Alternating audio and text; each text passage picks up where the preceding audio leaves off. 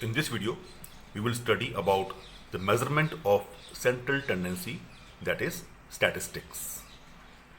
And in this class 10th, we will study three measurement of central tendencies, that is arithmetic mean, or simply mean, or average. Second thing, median, and third is mode. All these three things, arithmetic mean, median and mode, we studied in class 9th also, but that was for ungrouped datas. In this class 10th, we will study all these three measurement by grouped datas.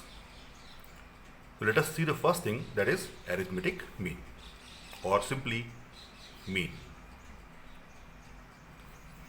In this class 10th, we are going to find out mean by three methods.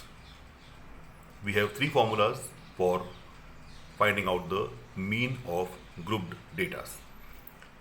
The first formula is called direct method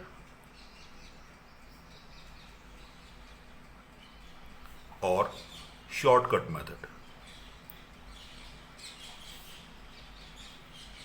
And the formula for this is arithmetic mean, which is denoted by x bar. So x bar is equal to sigma fi xi upon sigma fi, where x bar is mean, arithmetic mean, f is frequency, x is the observation, and I is the information which varies from 1 to n. Okay? Normally we call the formula as sigma fx upon sigma f if we don't want to use I in the formula. Second method is called assumed mean method. And the formula for this is x bar is equal to a plus sigma fi di upon sigma fi, where a is called the assumed mean, f is frequency only, d is called the deviation, which I will tell you in the video what is deviation, and the frequency. And the last formula, third method we have is step deviation method. For this, the formula is x bar is equal to a plus h in bracket sigma fi ui upon sigma fi. Here u is the ratio of deviation and the height. Okay? So these are the three formulas which we are going to use for finding out the mean. Okay? Now to explain this arithmetic mean, I have taken one example here which we will solve by three methods. All the three methods one by one. So I will solve the same example one by one by all these three methods of arithmetic mean. So first, let us do it by using direct method. Now this is the question we are given. We are given class interval 10 to 25, 25 to 40, 40 to 55, 55 to 70, 70 to 85, and 85 to 100. This is the grouped class intervals. and number of students is 237666. Now, whatever the method we are going to use to find out the arithmetic mean, first of all, we need to tabulate the data. We have to make a table for this data. This tabulation is very important. Without these tabulation, we cannot calculate the numbers, we cannot find out the required things.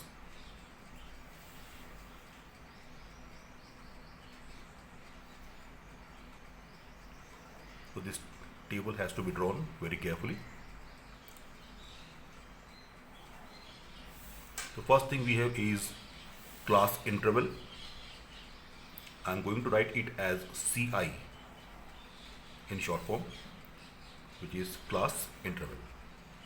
These intervals are 10 to 25, 25 to 40, 40 to 55, 55 to 70, 70 to 85, and 85 to 100.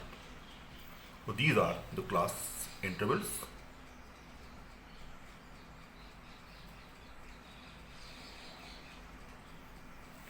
Second column is number of students.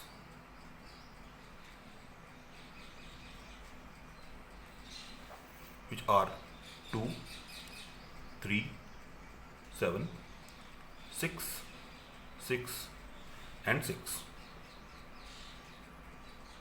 Okay. Now the formula which we are going to use is direct method, that is sigma fx, f into x upon sigma f. Now here x is the class mark. Class mark means observation, which is for the group data, it is the mean value of the class interval. Okay, that's why for finding out the mean value of these, we need to add the lower limit and upper limit and divide it by 2. So here one column we have to make for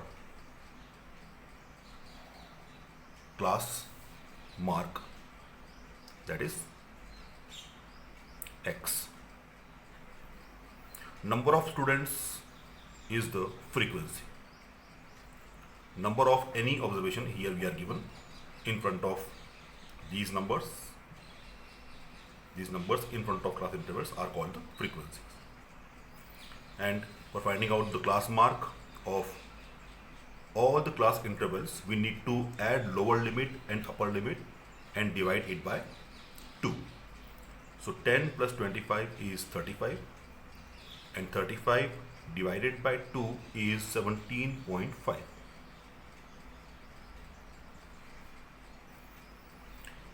(25 plus 40 is 65, and 65 divided by 2 is 32.5. Similarly, for this 40 and 55 is 95, so it is 47.5. 55 minus 55 to 70 is 125, it is 62.5. 70 to 85 is 155, it is 77.5, and 80 to 100 is 80 plus 100 is 185, and it is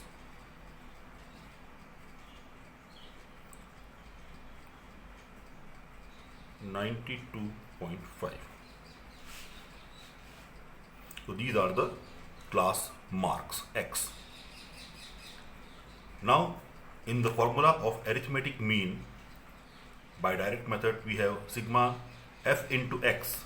So we need to make one more column of f into x, where we will multiply frequency and the class mark. Corresponding frequency and the class mark we have to multiply. So after multiplying these numbers, it will be sigma fx when we add them here. So this is the first method we are doing. Let us multiply f into x. So 17.5 into 2 is 35. 32.5 into 3 is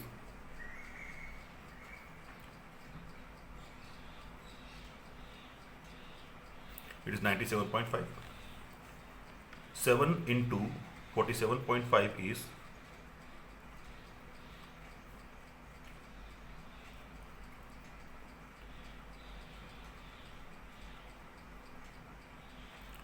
332.5.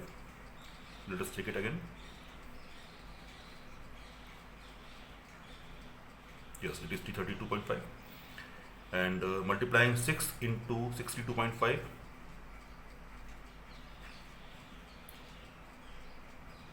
it is 375. Multiplying 6 into 77.5,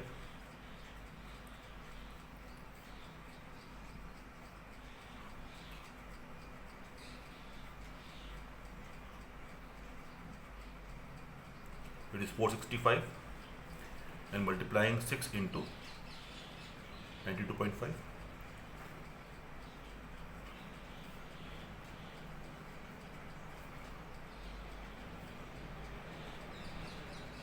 it is 555. So this column is called f into x. Now we will add all these numbers for getting sigma fx. Sigma means summation of the values, information. So let us all add all the values.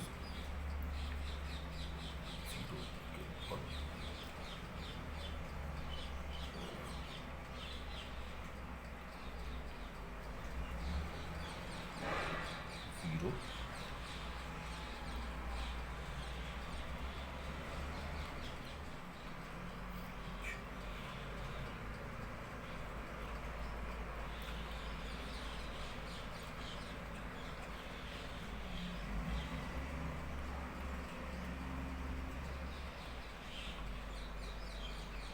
It is 1860.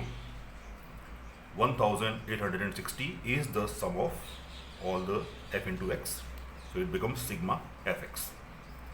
Now we will add all the frequencies. Sigma f. Sigma f is sum of the frequencies. It is 30. Okay. So now we will use the formula. Since arithmetic mean x bar is equal to sigma fx upon sigma f, so x bar is equal to sigma fx. We have 1860 divided by sigma f is 30. So cancelling 0 here. 3 1s are 3, 3 6 are 18, and 3 2s are 6. Therefore, x bar is equal to 62. That means sum of the frequency, sum of all the fx and sum of all the frequencies when divided by each other, we get the arithmetic mean is 62. Now we will try to solve the same formula by assumed mean method. Okay. So let us again draw this table.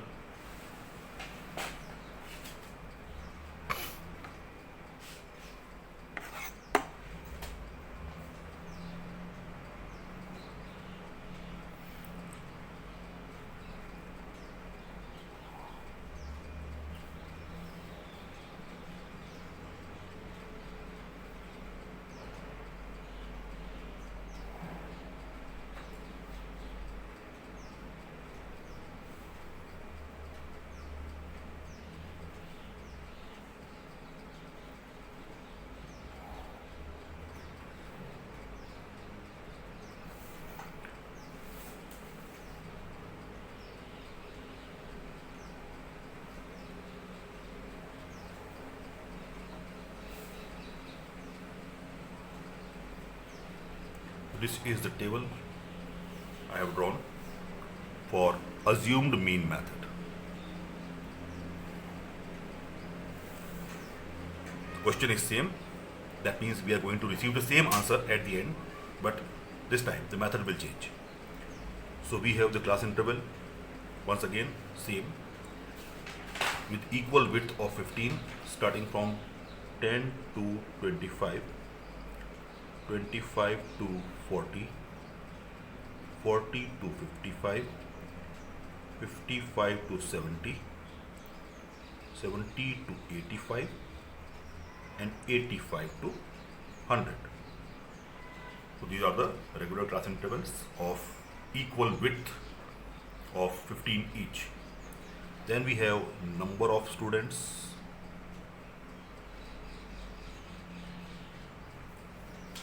which was our frequency, is 237666.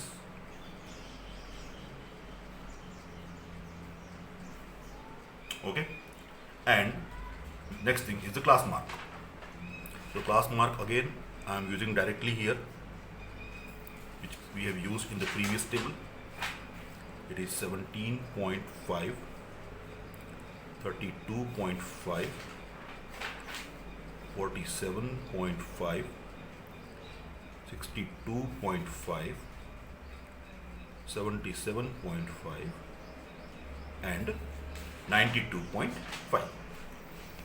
This is the same thing till here we have done in the previous question. Now, for the assumed mean method, we need to assume one number from class mark. Any number out of these. Generally, if we are given odd number of terms here, then we can use the centermost value. But if we have even number of terms, then we use the values somewhere between the two values, and we assumed any of the number from them. Basically, we are free to use any number out of these as our assumed mean A. Okay? When you assume a number from this and you find out the value of deviation D, we get some numbers in negative values also, some numbers in minus. So if you want to avoid minus sign in calculation, then when you get the assumed, when you get the class mark, take the last number as your assumed mean, because by using so, we will be getting, let me confirm here, take the first number as our assumed mean, not the last number, because in assuming first number as our A assumed mean, we will not get the minus. But if you will take the centermost number, then in that case minus and plus both the numbers will come. Okay, so I am going to take 17.5 A as my assumed mean. So here let A, that is assumed mean, is equal to 17.5. So this number has become your A. You can write here A, it will be reminding you. Now we will find out the deviation. So deviation D is equal to x minus A. Okay, deviation D is equal to x minus A. That means we will find out the D for every class mark by subtracting A from it. Like for the first one, x is 17.5 and our A is also 17.5. So 17.5 minus 17.5 will be equal to 0. I hope you understand this. Let me repeat it. We will find out the D for every class mark. And the method is D is equal to X minus A. That means from every X, we will subtract A, like 17.5 minus 17.5, 32.5 minus 17.5, 47.5 minus 17.5. So in this way, we will subtract A, that is 17.5 from all these numbers, and we will get the value of D. So first number, 17.5 minus 17.5 is 0. 32.5 minus 17.5 is 15. 47.5 minus 17.5 is 30. 62.5 minus 17.5 is 45. 77.5 minus 17.5 is 60. And 92.5 minus 17.5 is 75. So these are the values of D. I hope you all understood this. Now the next last column is D into F. Because in formula of assumed mean method, X bar is equal to A plus sigma FD upon sigma F. So we have to make one column called F into D. So here we are going to multiply D with F. So here when we go away in making more columns, sometimes it becomes difficult to get the right combination of numbers. So in multiplying, we need to be very careful. So we are multiplying F with D. So 2 into 0 is 0. 3 into 15 is 45. 7 into 30 is 210. 6 into 45 is 270. 6 into 60 is 360. And 6 into 75 is 450. So here we get all the F into D or D into F. Now we will add all these numbers to get sigma F D. It is equal to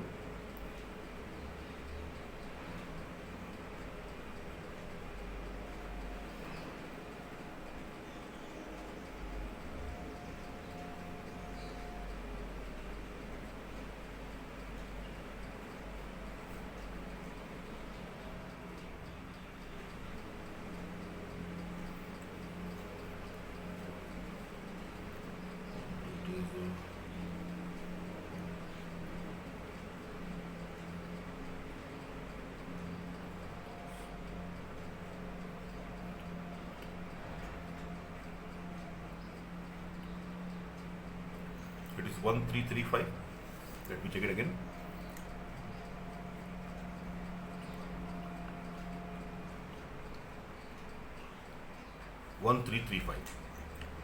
And sum of frequencies sigma F, which is equal to 30. Last time also it was 30 only. Now we have all the values. We have A, assumed mean.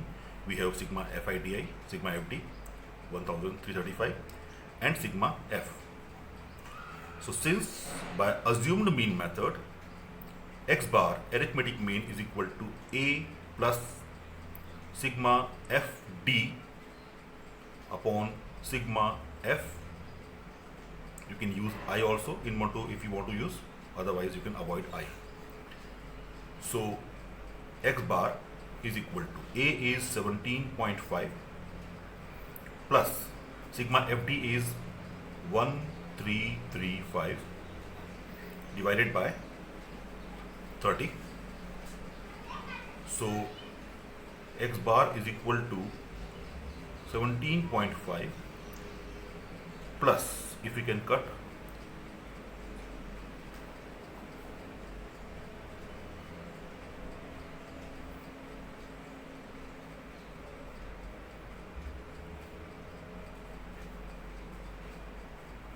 and we can cancel it by 3 again.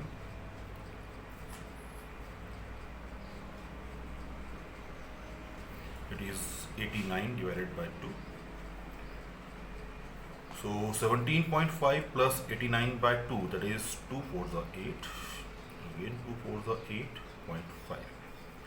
So x bar is equal to 17.5 plus 44.5, that is equal to 5 plus 5 0, here is 1, and it is 6. So again x bar is equal to 62. 62 was the same answer we got by direct method, and this time again we got the same answer, but the answer we got by assumed mean method. Okay, so now the next step deviation method I will tell you in my next video.